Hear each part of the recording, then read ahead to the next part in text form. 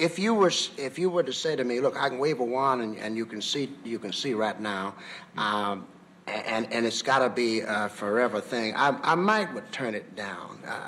If you were to say to me, well, I can wave it and you can see for maybe a day, I might accept that. Only because there are a couple of things that maybe I would like to see once, or just so that I really would know for what's really happening, that I haven't seen. Yeah, because as I said, that I've seen the stars and the moon and the sun, and I remember my mother, and so I think basically I would probably like to see, just for once, because I see them anyway all the time, like my kids, for instance, Yeah. just to physically see them. But actually, I'm not all that hung up about seeing things, because I do everything I want to do. I go everywhere I want to go. And with some of the news I hear about today, there's some things I just absolutely don't want to see, man.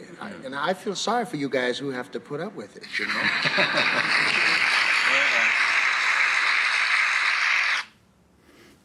I remember seeing that years ago on YouTube, that clip, and I kind of loved it and was really challenged by it in a way. The first thing that struck me is the colour of TV back then, that lovely blue and burnished minky colour and stuff like that, and the slow camera move, gently tracking Ray Charles. But of course, it's what he says. The content is unbelievable for somebody like me who's always loved looking, He says that thing, I've seen the stars and the moon and the sun, and I imagine if I close my eyes now, apart from a bit of light there, I can sort of see in the back of my eyes almost. I can see what looks a wee bit like the cosmos, like stars and moon and things like that. It's sort of actually, but I'm not seeing them in front of my eyes. It feels as if I'm dragging them up from the back of my head somehow, and it's like I'm kind of projecting or something, but there's certainly a pleasure in that. I can see that, when he says he'd like to see his kids, like, I don't have kids, but I totally get that, and then he says, I've seen my mother, as if, when you see something once, that's enough. Maybe it is, if I close my eyes now, can I see my mother? She's still alive. Yeah, I can. I see her quite regularly, but it's sort of an idea of her, a sort of fuzzy kind of charcoal sketch of her or something, and actually that makes me think of something. Hold on, let me show you something. I'll get right back to say.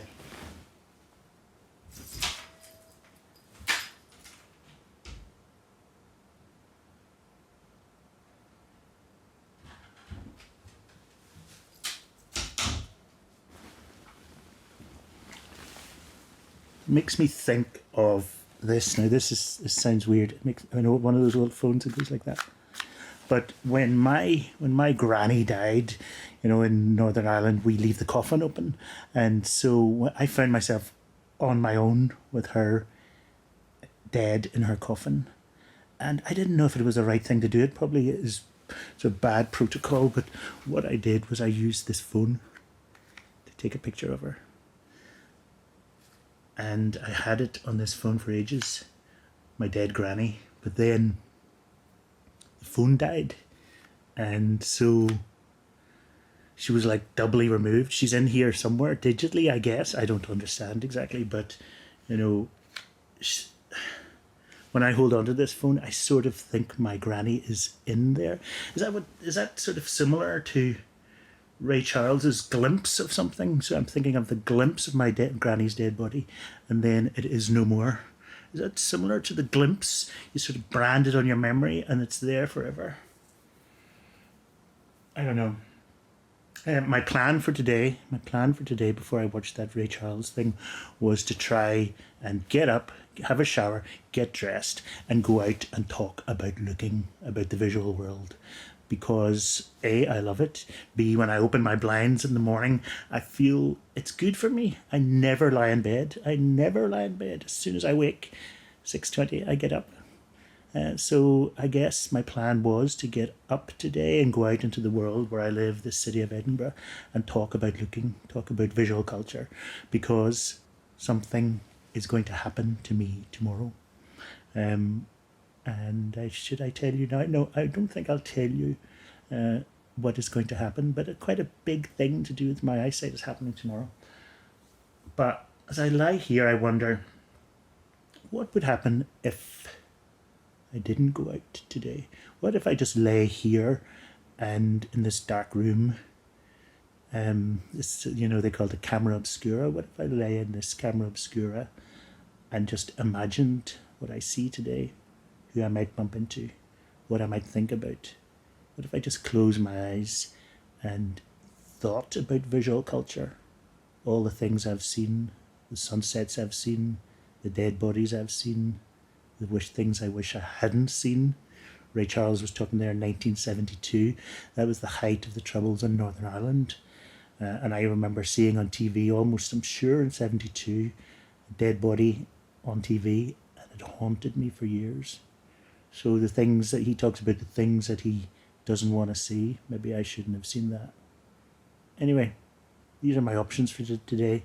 Do I go out, walk around, see the city, and think about all the visual stuff, how we enjoy looking, the dangers of looking, etc.? Or do I lay here and close my eyes, just imagine it all?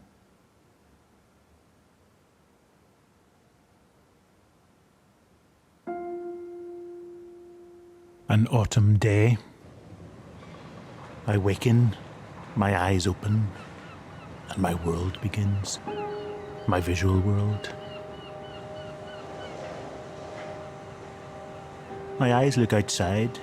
What's that orange light?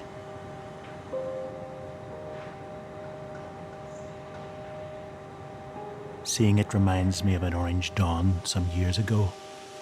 A dawn I'll never forget. How many dawns have I seen?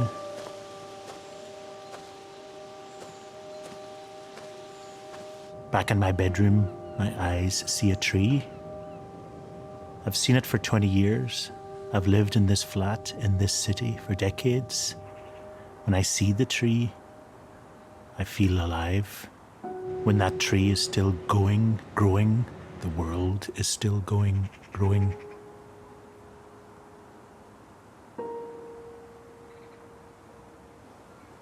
My brain isn't quite awake, but my eyes are. Together they flash pictures in my head, a lifetime of looking. That feather I saw on a train, those thermals.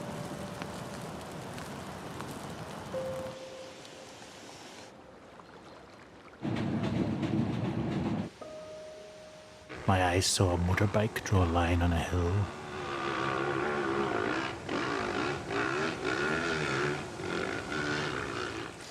Myself in a bubble.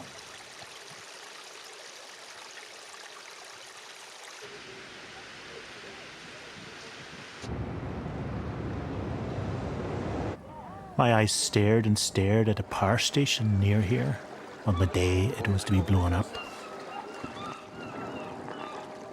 Decades of coal dust seemed to make a ghost.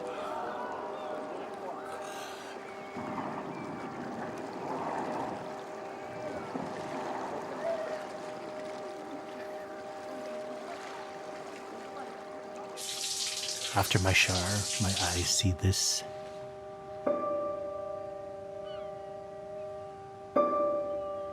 The scene reminds me of the power station, of many things.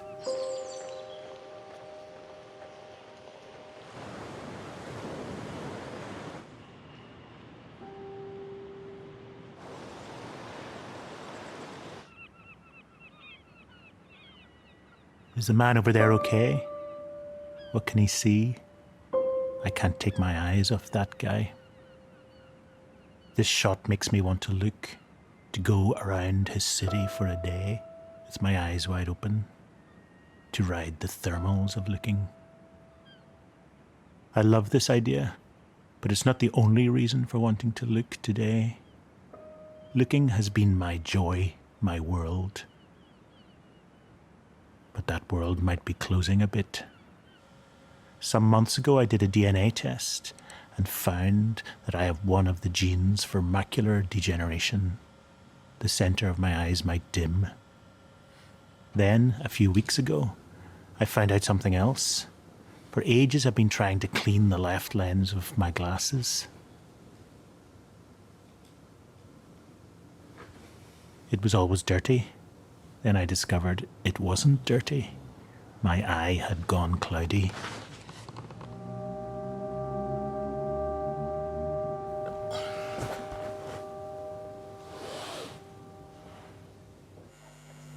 I got a diagnosis. It's a cataract. A bad one. I suddenly felt old. Would I stop seeing those orange dawns? That tree? I felt sad, like the guy on the roof looked sad. Or was I exhilarated? Both. Today these emotions are intensified because tomorrow morning someone's going to cut into my left eye, suck out the lens that I was born with, and add in a plastic one. It'll have a fixed width, the new lens, so my brain won't be able to pull focus from close up to far away. And it might make the world look bluer than my right eye does. My sight dimming, and the idea of my eye being cut open is making me think about what I've seen. And the day before my operation, I'd like to tell a story of our looking lives. The great French painter Paul Cézanne wrote in a letter about the optical experience that was developing within him. Did he mean developing like a photo develops in a darkroom? In that lustrous, revealing TV clip, Ray Charles talked about stopping seeing, but I didn't stop seeing. So what has developed in me? How has the visual world grown in me? And how has it developed in you?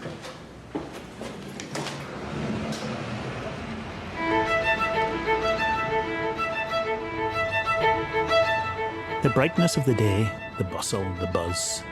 I feel hit by these things, by the everyday street outside in my city, Edinburgh, and by its vistas. So much to see here. Where do I begin to tell the story of my looking? So, as you can see, I didn't really go out. What you've just seen is me sort of imagining or remembering other days out and what I thought, and actually decided to stay in and eat toast. But the thing I said about going under the knife, the cataract removal, that's actually true, and I'm slightly, as you can say, worried or trepidatious about that happening tomorrow. That's why today is sort of an important day for me. And I suppose we should go back out again into the world and start asking the question about where did looking start? How did looking start? I love the story, of Shiva, the Lord Shiva, who danced the world into existence. This is him dancing, and this is the world and fire. I love the idea that the world started with a dance and was formed by a dance. What a visual thing.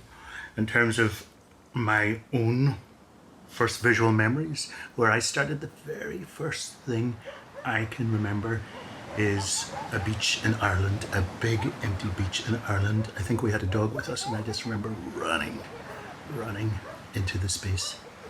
So I'm going to finish my toast, and then we'll go outside and start thinking of the origins of looking.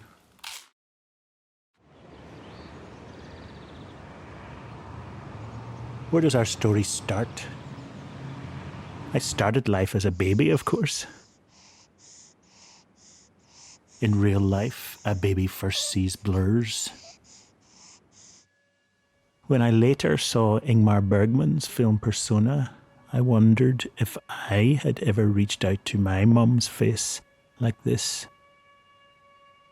Did I want to touch the blur, the out-of-focus world? But blurs are failures, aren't they? Babies see blurs because their eyes haven't developed. When I shot this in Venice, for example, I remember wishing I could see the building more clearly. A blurred photo is a rubbish photo, or is it? I think of this Japanese painting from 1595 by Hasegawa Tohaku. 7 of the pine trees are blurred. The image is at its best in its blurs. It's like the out-of-focus trees are ghosts of the others, a world floating around them. Italian painters called their similar blurring sfumato. Fumo means smoke, a smoke screen, cataract art.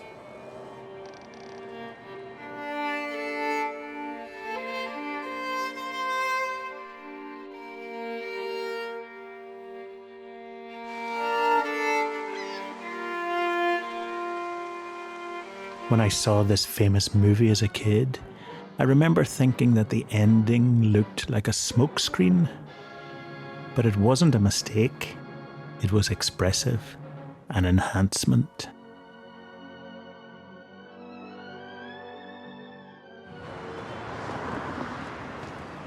And then the blurs developed, like Paul Cézanne's optical experiences developed. I glanced. I saw a mobile world.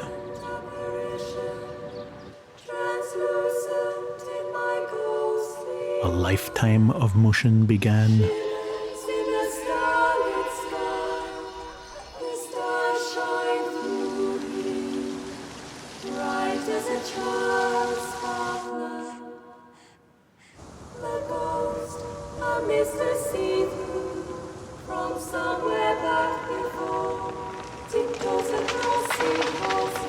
Did we really see that?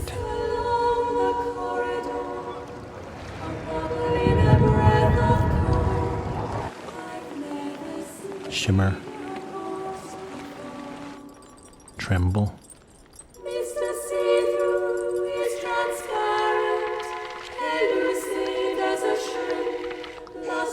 The relationship between motion and emotion. Art was made to show this emotion, a man's joy and a frame filming him, which moves to echo the joy, to ride its thermals.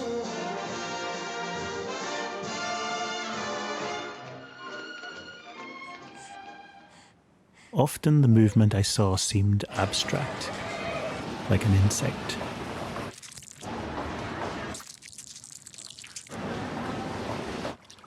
Dreamlike. My whole life as movement.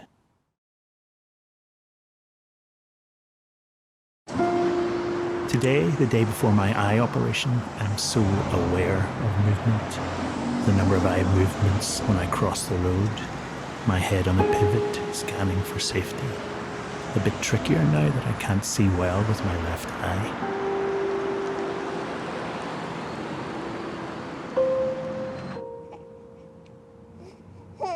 Blurs, then movement. What was the next visual step in my infancy? A magnetic attraction to the eyes of others. Hundreds of thousands of years ago, on the savanna grasslands, there were about 2 people per square mile, but far more animals, so humans looked more into the eyes of animals. Soviet director Andrei Tarkovsky gives us a flash of this. A solitary boy sees a goat's eyes, square on. Are we scared by this look, or do we feel like the animal, included in its visual world? In this city of Edinburgh, in which we're travelling today, there are nearly 5,000 people per square mile. It's hard to avoid the electric shock of a look. In the New York savannah, there are 26,000 people per square mile. Eye saturation, glances everywhere. Bring a book on the subway to avoid them. And so, artist Marina Abramovich sat for 736 hours in the Museum of Modern Art in New York, not avoiding the eye contact. She stared at people like Tarkovsky's goat for what seemed forever. She cancelled out the avoidance, the flight from looking. It was exhausting. Tears came.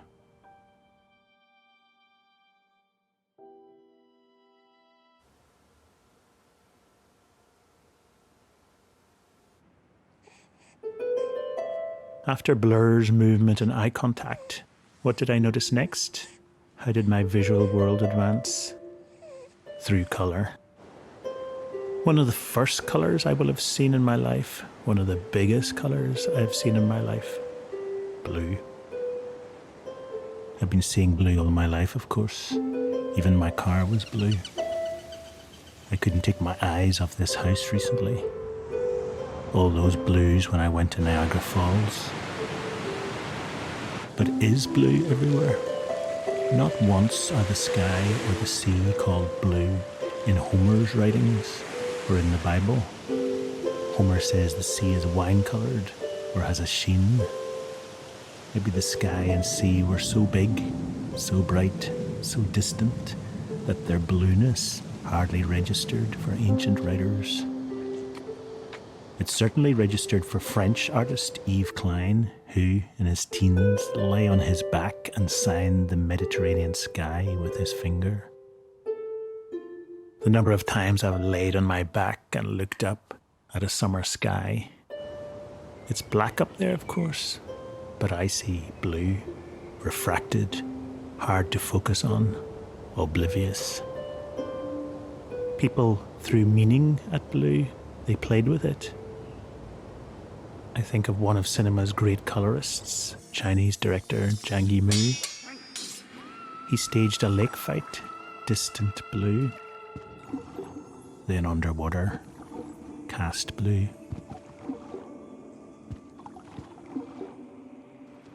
Then their costumes, the shades of blue multiply, and the water, aquamarine.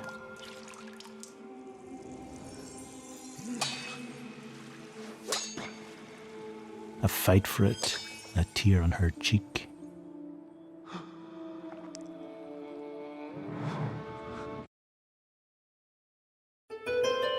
And blue registered for Vincent van Gogh, who knew that most shadows aren't grey, they're blue.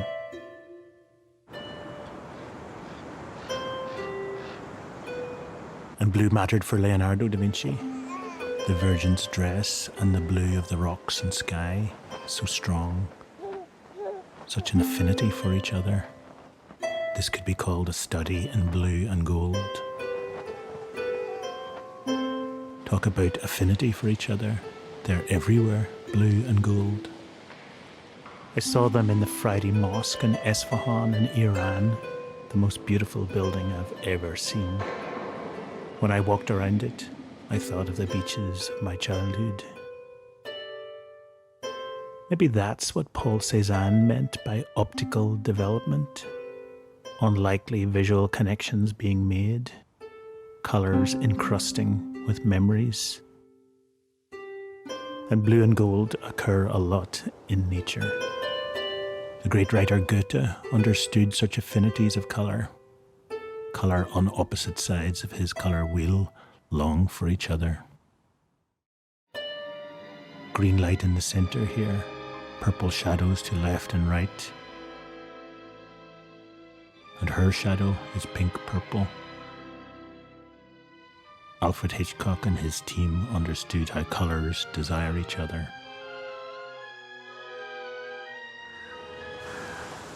On my walk, I think of colours I've seen in my travels. A cherry blossom tree here in Edinburgh is the same as a shop in America. Muted in Albania.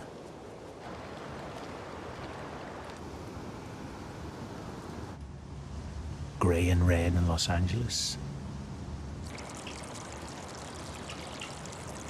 And back here in Scotland, on a holiday a few years ago, I saw the same place in two colours, transformed.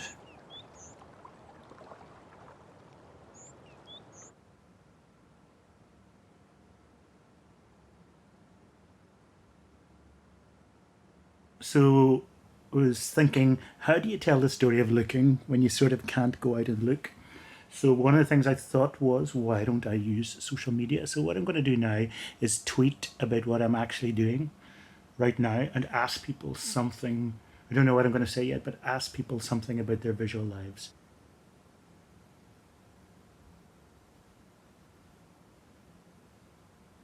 Bit weird, I know, but trying to do something about outside world without going outside.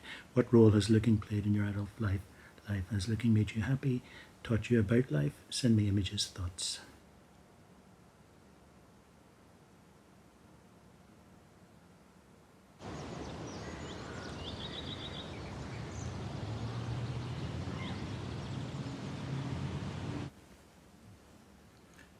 Time to look at Twitter, I think, to see social media, to see how if anybody's responded to what I asked about looking in their lives. Michael Ewens has said, to make a film, you have to get up. And this is an image, I recognize who that is, Chantal Ackerman. So he sent me a picture of Chantal Ackerman saying, get out of your lazy bed. Okay, thank you for that, Michael. Laura Cumming, she is an art historian and she's the art critic of The Observer, and she's written very good books. What has she said? Looking is absolutely everything to me, pure joy, total gratitude. If I had no more speech, writing, music, or movement, I would still have the active life of looking, of seeing, and the replay in dreams at night. Insatiable lust, constantly fulfilled. Wow. Wow. And since you ask, I've spent lockdown looking at one postcard, trying to work out why the picture is so modest, magnificent, so limited, inexhaustible. And look what it is.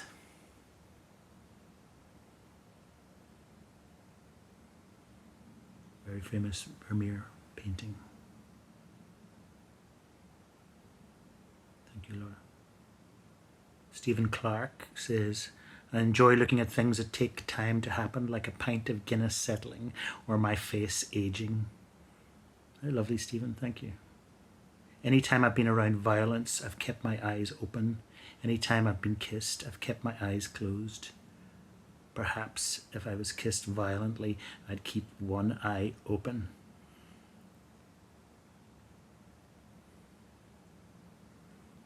Makimono says, I love to look at daily things from the weird points of view. During the lockdown, I shot a trip around my room.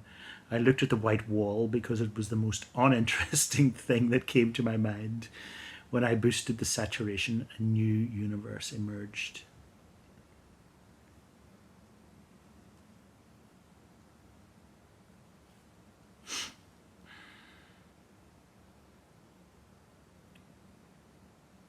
And Connor Murphy says, looking out my classroom window onto the sports pitch, looking at my students, looking out the window and ignoring them, letting them enjoy the moment when there's no sports out there, watching the flock of birds roaming the field, looking for insects to eat.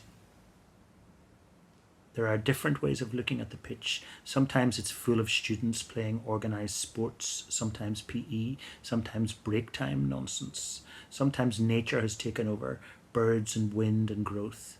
Sometimes the robot lawnmower is slowly twirling from end to end. Wow, Connor. That's a film. Mia Bays says, being able to look at another, really look, is part of the passage into adulthood. Wow. Some people are thirsty to be seen and others shrink from it. I learned to be defiant with my gaze, to retaliate from the burden of girlhood when you're looked at so much but not really seen. Whoa. Lynn Mafanwe Jones. I met Lynn in Sarajevo during the siege. She's a great activist and psychiatrist. Being able to see clearly, that gives so much joy. Right now, I want a fishing boat to pass, a breeze ruffle budding leaves, and make a jackdaw lose its balance on the branch. And I know I am alive and well. Forget mindfulness, just look. Here's this week's butterfly. Lynn Jones. That's beautiful. And then Kevin Williamson, my friend Kevin Williamson, says he sends a picture. Very happy. The colours, the sky, our place in the world, yesterday at Leith Docks. Emma Fletcher, beauty everywhere. Stay safe. Oh wow, she's taken a picture of my shoulder and added something onto it. Chris says, as a youngster in a fairly dysfunctional family, I would often seek refuge at my desk in my bedroom. I sat next to a window and it overlooked a railway line and a modest industrial estate. I would spend hours watching the dynamics of this environment, and it provided much solace.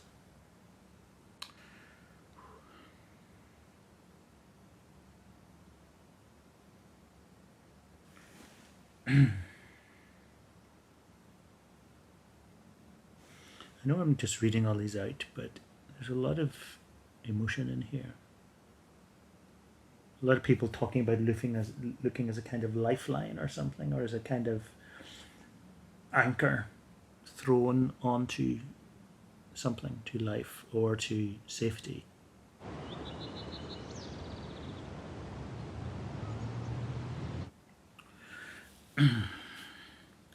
I'm quite touched by all of that.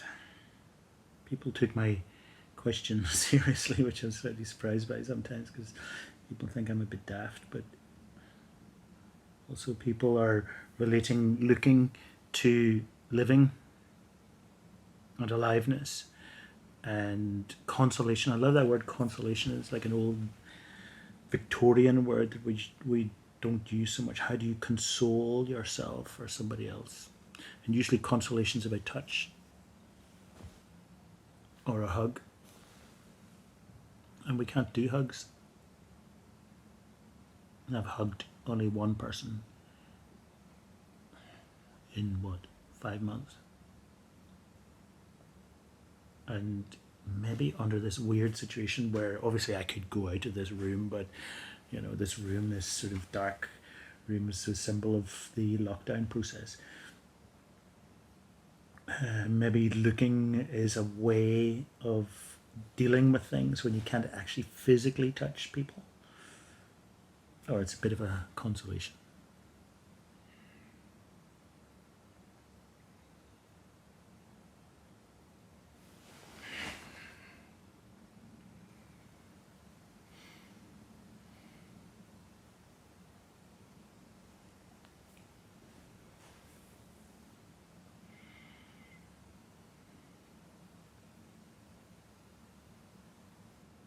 I've got this from Dave Hollingsworth. He says, I don't know if this counts, but looking at myself in the mirror has been nothing but difficult. When I look or have to, I see a nightmare. I just loathe the way I look. I guess looking has been hard, really hard for me. That's an understatement.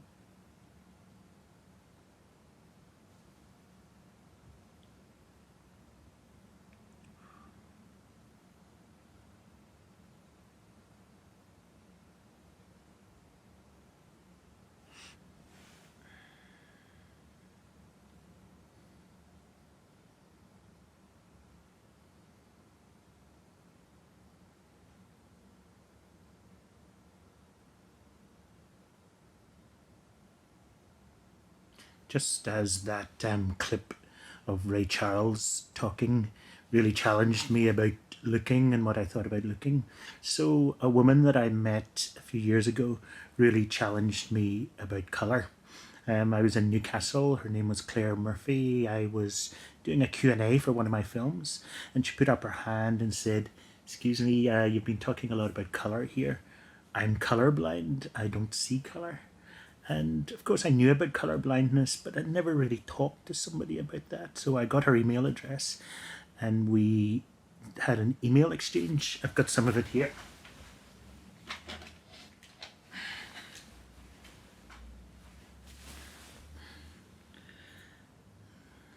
Okay, so we started talking about that Paul and Pressburger film, A Matter of Life and Death, which is in colour and black and white.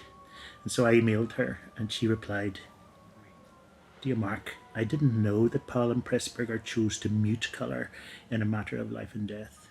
I'm a fan of the film, but have clearly enjoyed it in my own way. If a description of a garden mentions reds and purples and greens, I would consider it in my imagination to be vibrant and alive. To hear descriptions such as moss, apple, mint, olive, etc., all to define green is baffling for me. How is it that these can all be the same colour but different? I'm sure to you it is perfectly clear.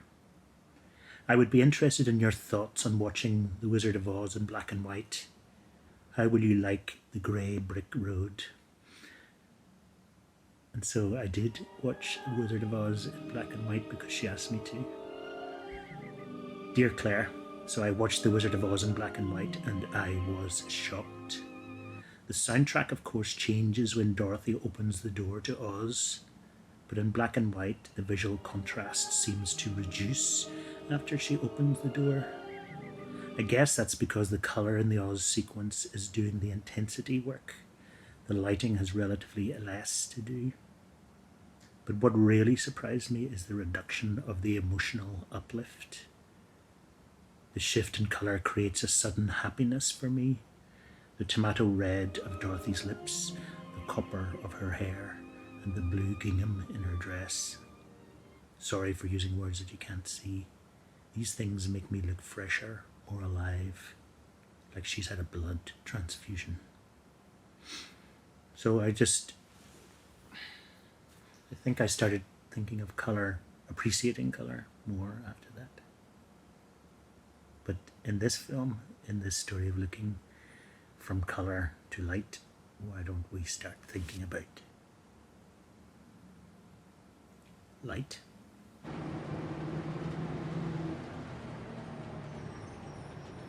When, in my visual development, in my looking life, did I first notice light? Maybe the cosy glow of a Christmas tree? Maybe in an old Hollywood melodrama on TV when I was about 10? People unveiled and veiled.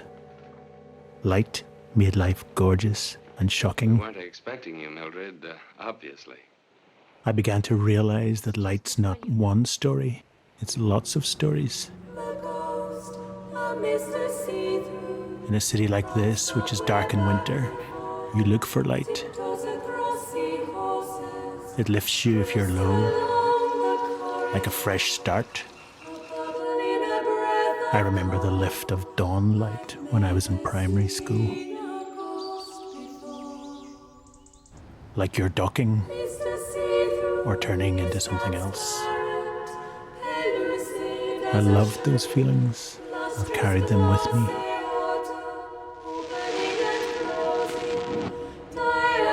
From my bus today, I see this kind of acropolis in our city, our Athens of the North, and think of the other acropolis.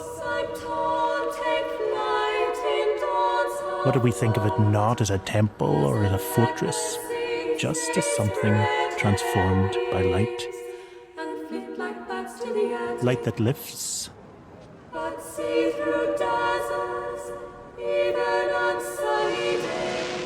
That celebrates. And in the Middle Ages, they talked of two different types of light. The first, lux, was everyday light that you see with your eyes. The second, lumen, was spiritual light, the sort of light that took you to rapture or pain. I know more about rapture and pain now than I did when I was 10. This Egyptian pharaoh on the left had a religious conversion about light. He became a worshipper of the sun, Aten, and so changed his name to Akhenaten. Arrows of sunlight go out to him and his wife, Nefertiti.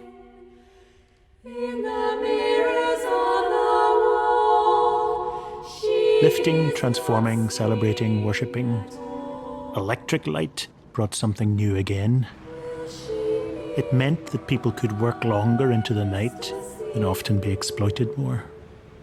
Home life became brighter, more extended. And cities, lightscapes.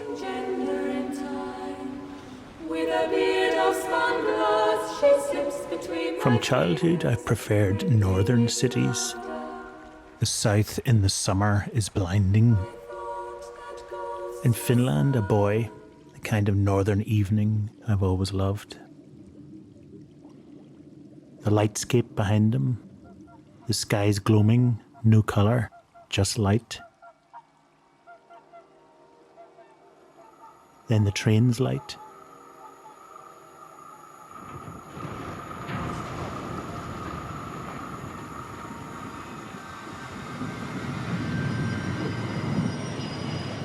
And water like sparks, like falling light, sci-fi light, dream light.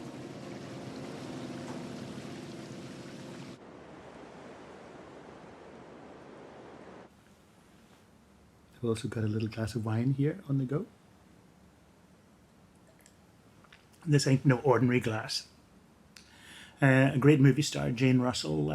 You might have seen her with Marilyn Monroe in the film Gentlemen Prefer Blondes. There's a famous scene where they walk out wearing red dresses against a blue background, and it's that heightened colour of Hollywood. You know, we talked about blue earlier, and Jane Russell, that woman, came here to this flat, and she stayed for a couple of days in Scotland, and we had a lot of fun. She was a lovely woman, and she drank iced tea out of this glass, and I hardly ever use it, but since I'm just lying here and thinking about looking, I look at her, and is it possible to say that I look at her?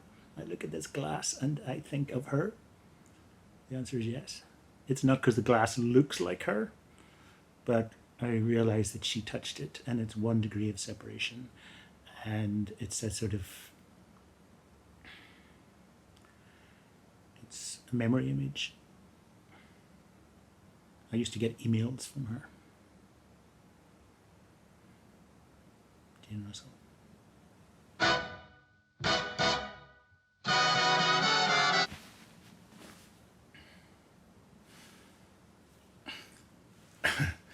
I have been in bed for hours. I don't know when I last just lay in bed all day. And I feel, we've been talking about lots of stuff. And it feels to me lying here in this dark room that I've been like a projector. You know the projector scene in Sunset Boulevard where they're sitting and you can see the smoke and the projector beam as if it's their thoughts. It's almost like that's what I've been doing today. And we've talked about colour, and we've talked about light, and childhood and fuzziness and everything. But now we have to get on to the next stage in people's lives, my life, your life, which is adolescence. That time where you feel kind of smashed in some way by reality and life. You start looking at yourself. You look at yourself and you think, oh God, how ugly. You look at this thing, your face, and you look for a kind of ideal in it, and you don't find the ideal. And I think in the era of Snapchat and selfies, even more so, there are ways of seeing the landscape of anxiety in your own face. There's a way of seeing failure in your own face as well. And so we have to talk about that. And of course, you also start looking at bodies, your body and other people's bodies. And voila, lo and behold, you begin to see potentially failure there as well. I remember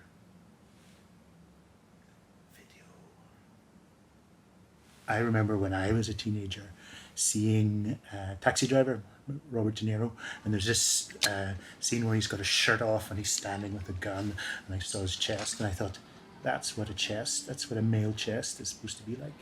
And then I looked at my chest and I thought, uh-oh, it's not like that. Failure. And that's one of the bad bits about looking, one of the terrible bits about looking, that sense of when you compare, you disappoint. But there are good things about, you realize as you get older, there are good things about your body as well. You know, my eyes, if I've already said, you know, the pleasure it's given me in my legs. Best thing about me, by far, is my legs. I've walked across some of the great cities in the world: New York, Berlin, Moscow, Los Angeles, Paris, Mumbai, Delhi, London, Belfast, Cardiff, all those cities, Dublin, Tehran. So if we're talking about bodies, I think the best things about me, the most nourishing things about me are my eyes and my legs. Anyway, that's the next bit of our story, I guess. Adolescence and teenagers. And are you ready? I feel like dancing.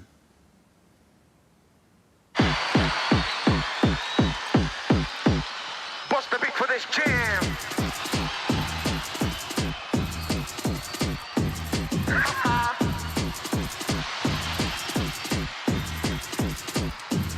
Drop the beat.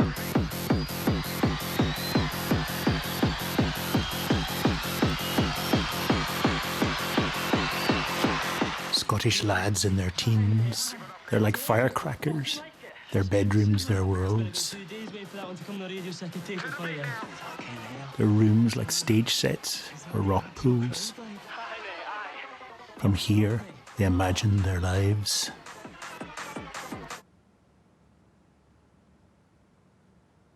I grew up, became a teenager. I saw myself. My visual world developed again. It became more excited and troubled. Whatever else there is, there's always something of a shock when you look at yourself. French painter Gustave Courbet seems shocked here. What does he see? His ego? Beauty? Neurosis? Aliveness? He pulls his hair back and seems to say, "Is this really me?" He was 24. Marie-Geneviève Bulliard saw something else when she looked at herself in the late 1700s. Was it self-satisfaction? Her head lifted and turned a bit to glimpse its shape, its setting, her setting. Here the German artist Albrecht Dürer sees beyond the shock or pleasure of self.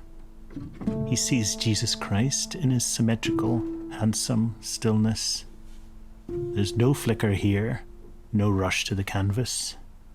The self-portrait is an act of love. The word mirror comes from mirare in Latin, which means to marvel at.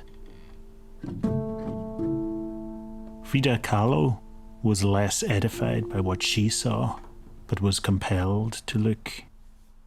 Here she is in a self-portrait on a plinth on the border between Mexico and the United States.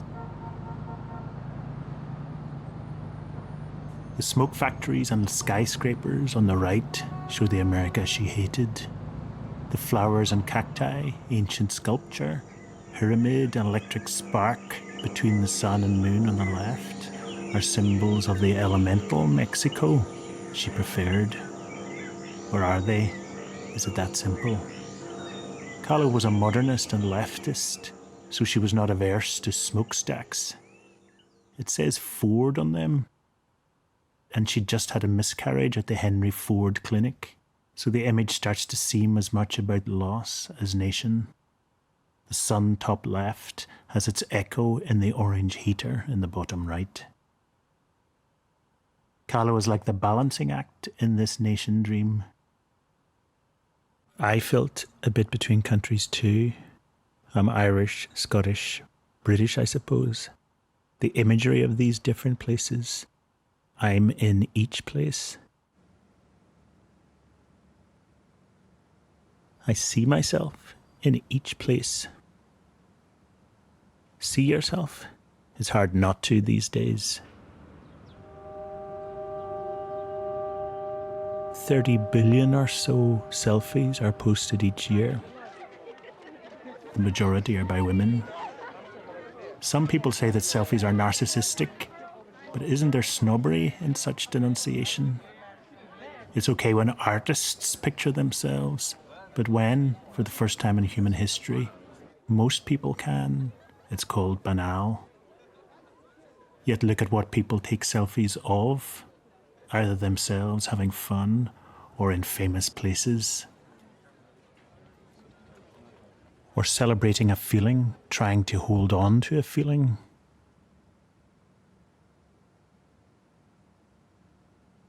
Pleasure being there or the moment. Isn't that universal and even endearing? A love of the moment, a response to time passing. And beyond myself in my teens, what else did I see? People I liked, other bodies. I felt the cattle prod of that. These two teenagers are looking through a fish tank, but also through their own emotions, anticipations. I was 13 when I saw this. The desire to run after a body, her satin hips, his lips. He was floored by looking. The joy, the submission.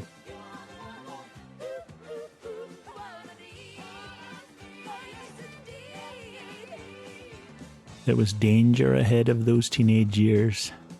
Black against yellow. You could almost see the force field. On the internet now, bodies are everywhere.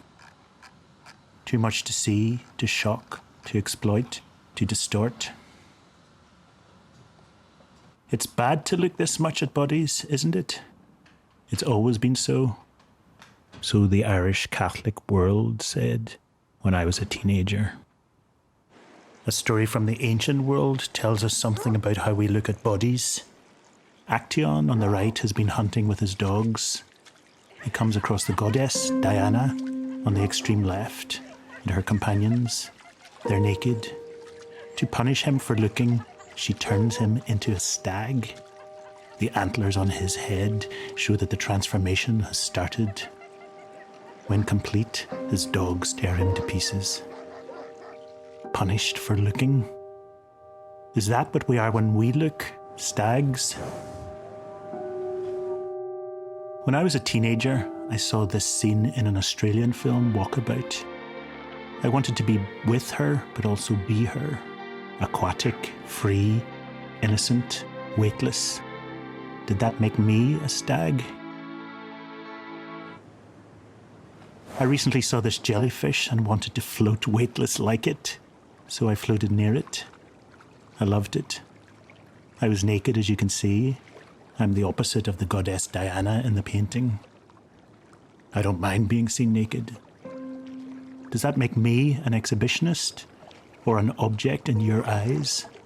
And does it make you a voyeur, a stag? Nazi-era photographer Leni Riefenstahl, writhing in front of someone else's camera lens. She sympathized with a violently racist regime, and then, as a photographer, went to the Sudan and became interested in images like this. She was clothed, white, female, European, and in her 70s. He was what? 19 and naked. She had the power. He looks like a Byzantine Christ icon, and she leads him like a child.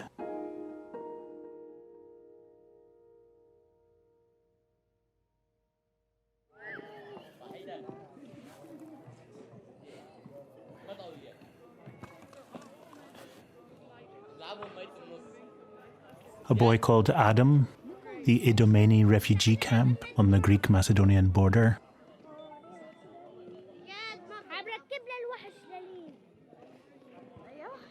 I ask his mom if it's okay to film him. Yes, she says. They've travelled from Syria.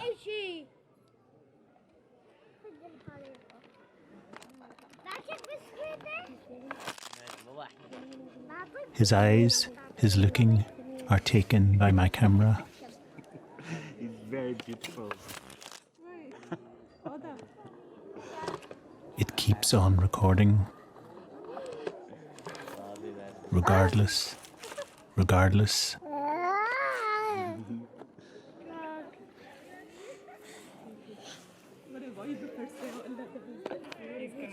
I don't take my camera from him because it's a toy now.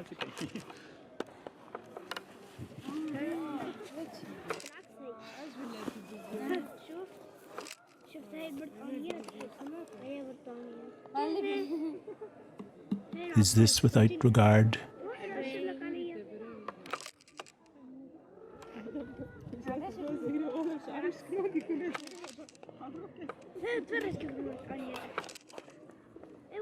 Is this without regard?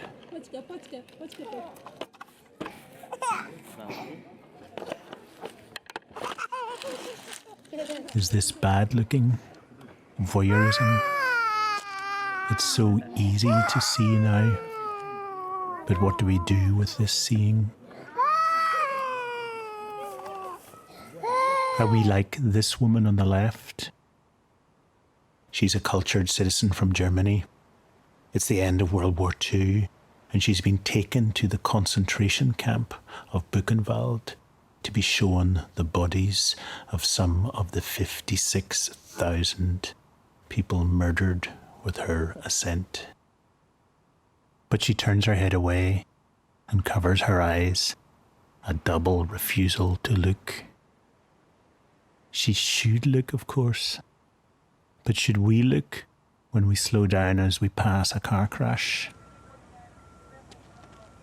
Or should we look at this? Purportedly a woman being beheaded in Saudi Arabia in 2019. Do we force ourselves to face this atrocity? Does showing the footage around the world help women like her?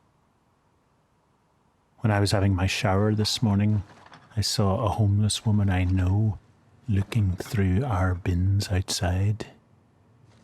It was very early. She didn't want to be seen.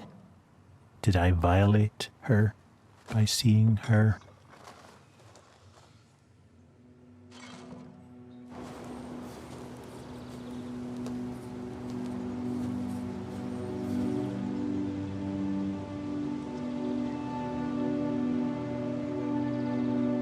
I wanted to get to the end of my story of looking today, before nightfall, before my eye is cut open. But October is doing its thing, warming the light, sinking the sun, hardening the ground, lengthening the shadows. I wanted to talk about politics and adulthood today, but instead, I'm starting to feel afraid. I don't want someone to stick a knife in my left eyeball tomorrow. I can't help thinking of a 90-year-old movie, eye slice, moon slice, cow slice, a dream that Louis Buñuel had had. I look every which way. Can you look in panic?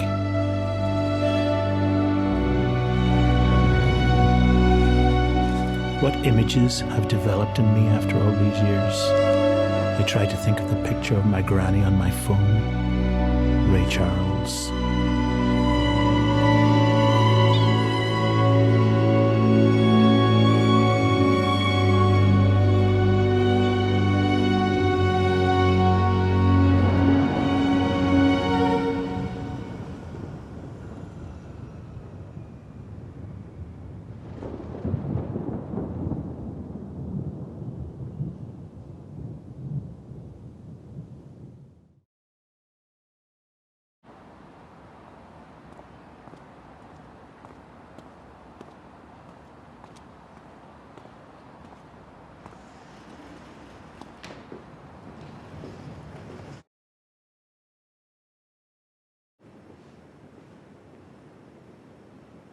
Picks a man, nothing like that, they're getting more and more. Good. So what I want you to do is lie down your hand here. So I'm going to do Mark. Yes. I'm going to put a candle on the back of your head. Okay. If you're going to cough, give us a bit of warning, okay? Dr. Angerwell will do so. I can feel my heart beating, so I try to think of places I love.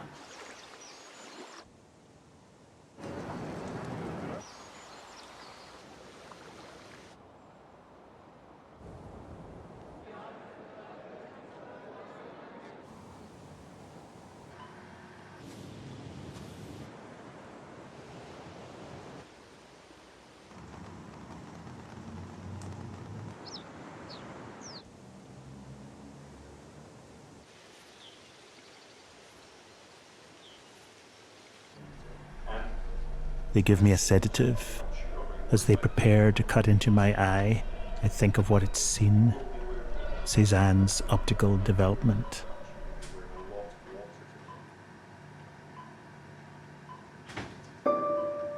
Dr. Pankaj Agarwal. He's Bengali from Calcutta, a place I love. I think of the Bengali film Devi, a dream sequence I'll never forget. 3 drawn eyes in the darkness. Then 2 disappear. Then Sharmila Tagore, lit from below, her stare.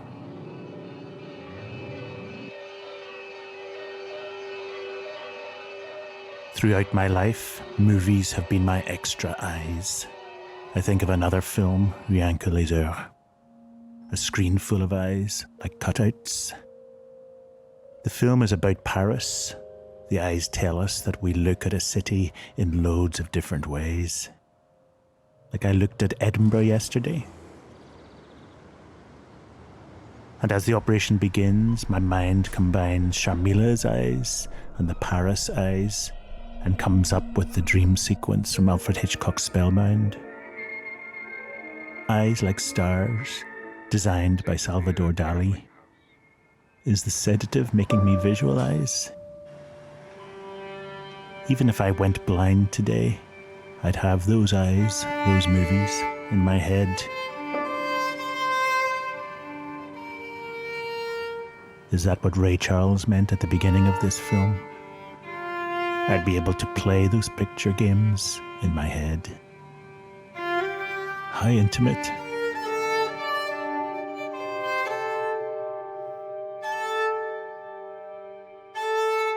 Pankaj cuts through the front of my eye.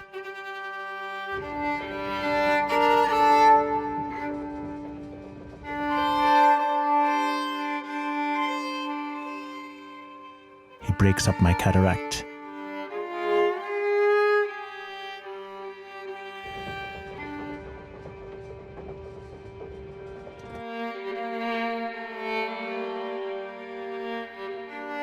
He inserts a new folded up lens. It looks like the birth of an insect. The lens has curvy arms.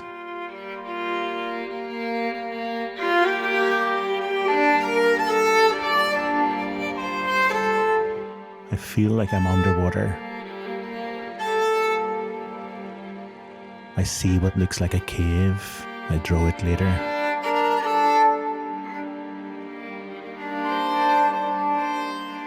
Days afterwards, Pankaj sends me pictures of paintings of what some of his other patients saw as he removed their cataracts.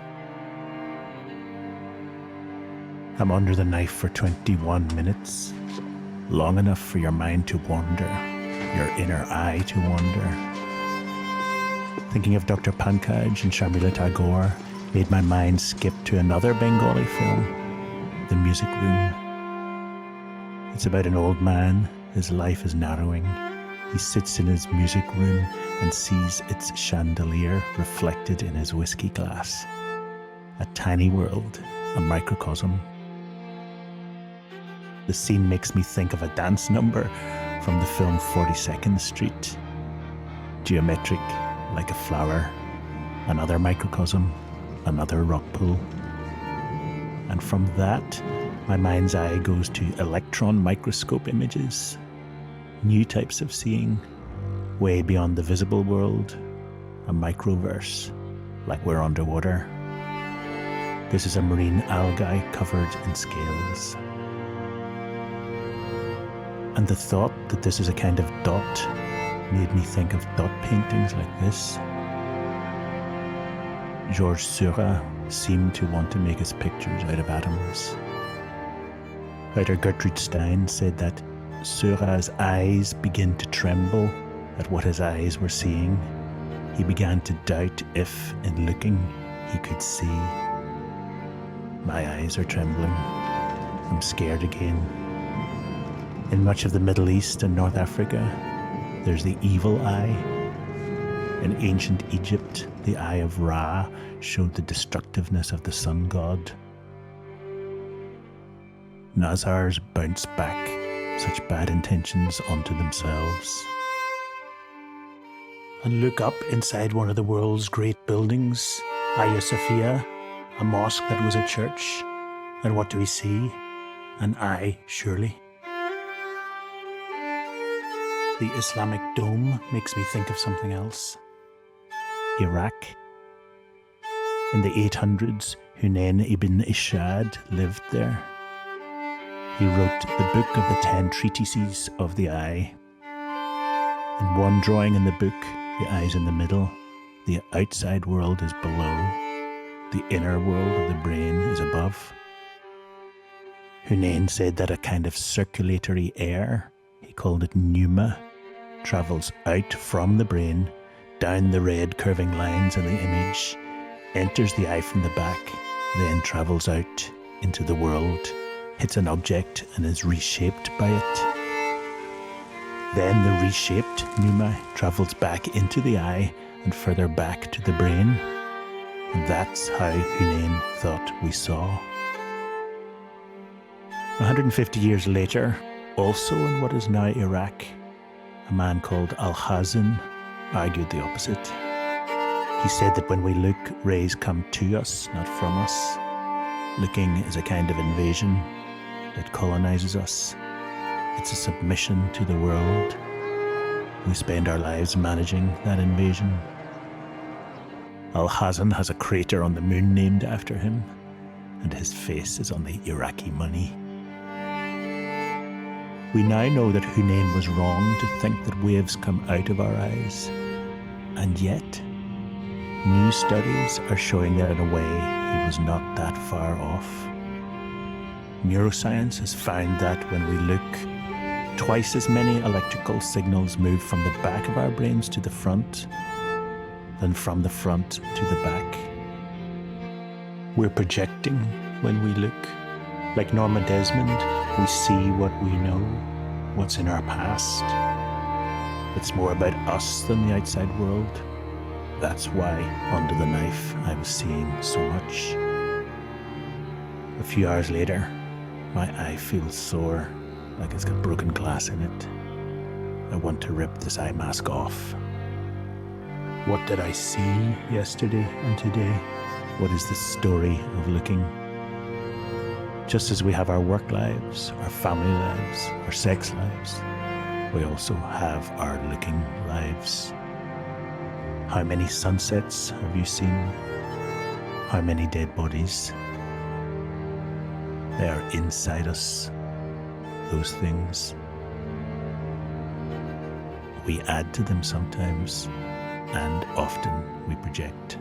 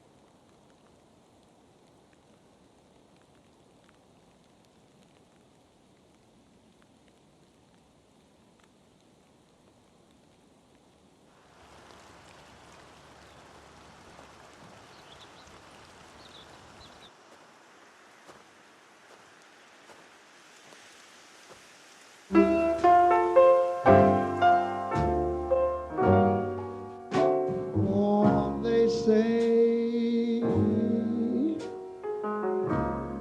Ruby, you're like a flame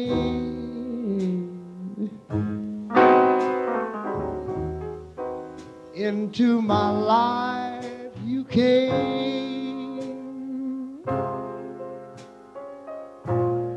and though I should be well, still I just don't care.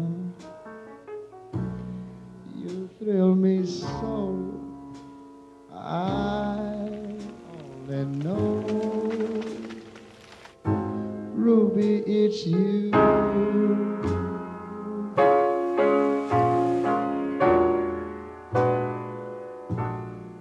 You thrill me so, I only know, Ruby, it's you.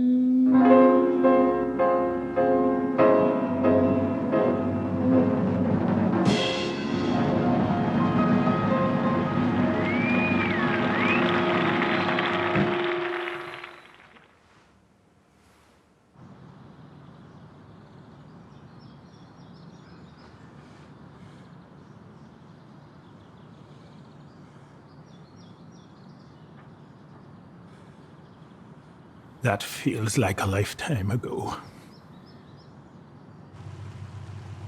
I moved to Sweden in 2031.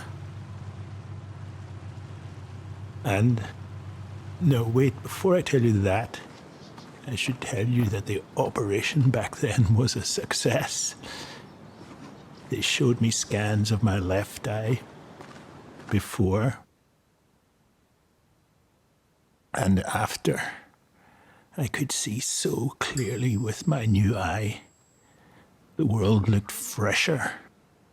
And it's still there, that plastic lens. My right eye has faded a bit, but the macular degeneration was treated and it's okay.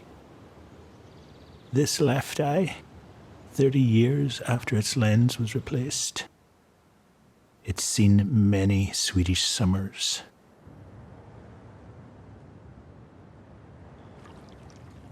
And about 10 years ago, it saw this in Värmland. It went into the picture book in my head.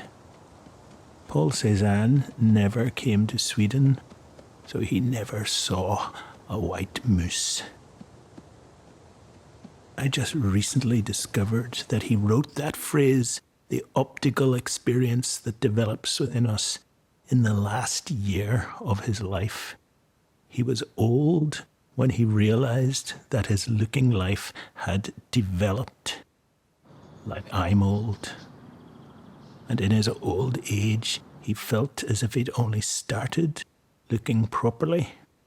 acutely. I went to his house in France and snapped off a bit of branch.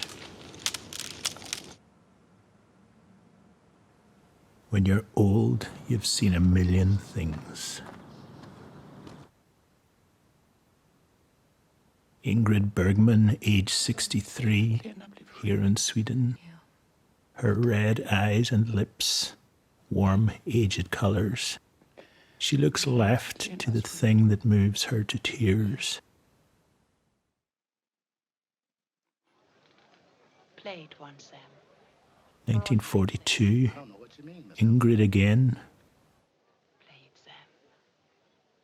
36 years earlier, over a century ago now.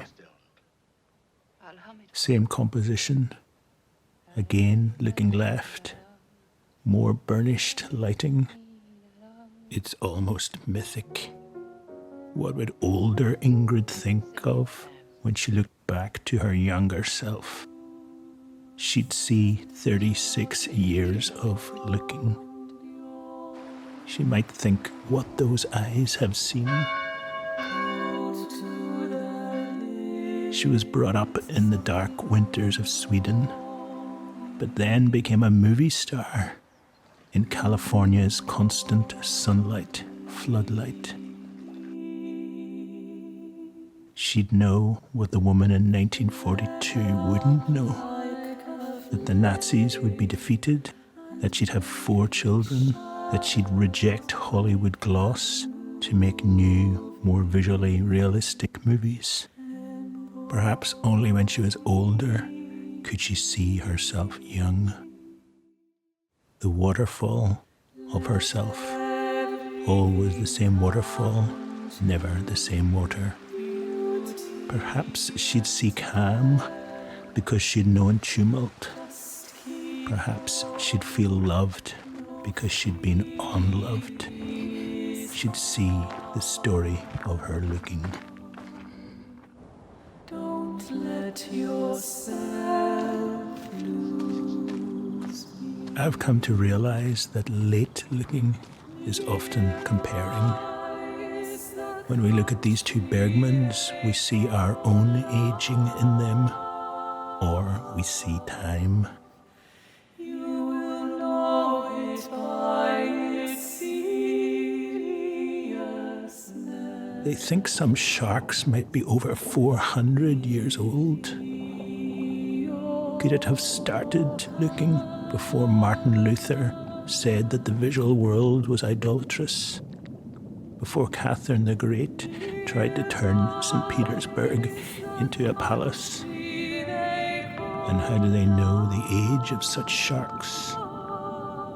When they died, scientists cut out the lenses of their eyes and measured the amount of carbon-14 in them.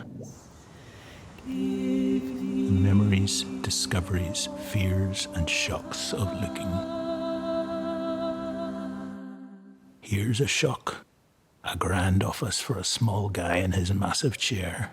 The camera slowly tracks in, as if drawn to a story, a memory, a visual memory.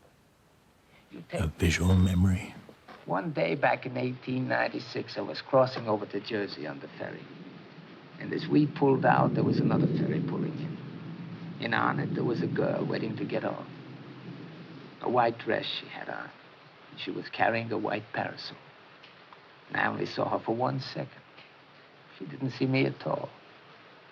But I'll bet a month hasn't gone by since that I haven't thought of that girl.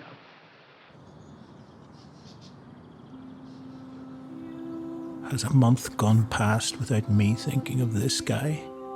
Maybe, but not a year. I never saw his face. I never saw what he saw. What a story we've had. We've wondered how others saw. We've reached through time.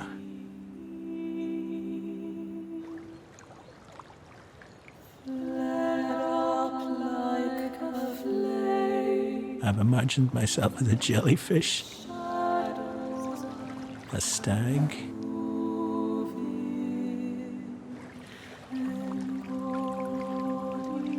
we've expanded beyond ourselves. And when you expand, what's the limit? When a bird sees this, they see what? An oyster shell? A falls? No feeling is final. Don't let A year ago, I was in Stonehaven in Scotland. I took out my camera and filmed this. nearby is the country they call love. You will always I thought of my looking life. The tree reminded me of the Iranian films of Abbas Kiarostami.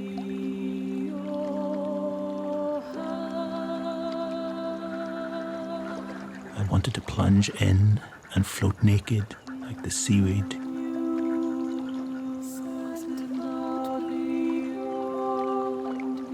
Like a jellyfish, but I'm too old for that.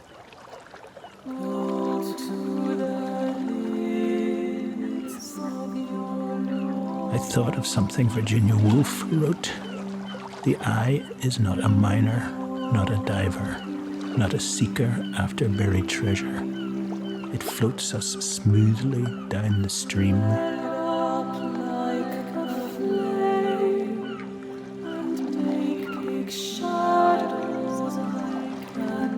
resting, pausing.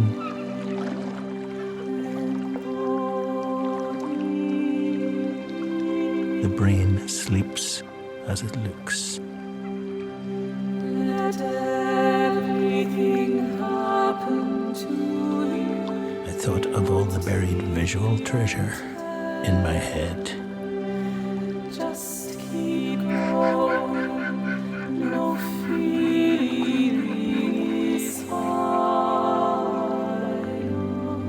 I knew it's time for me to sleep soon, but I felt, what's the word?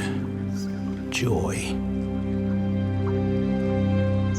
Total joy at being able to see the slalom of the seaweed.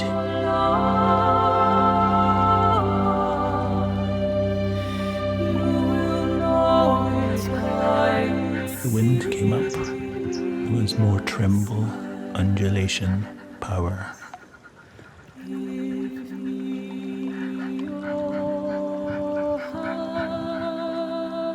And I realized that Ray Charles was wrong. He said that he feels sorry for those of us who have to put up with seeing some of the things in modern life.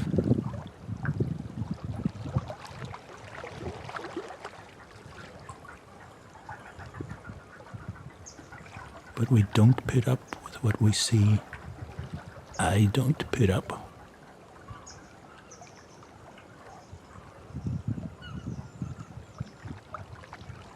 It isn't a burden. It's the opposite of burden.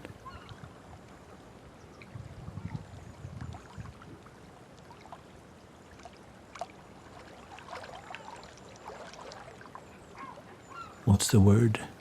I can't think of the word. But I can picture it.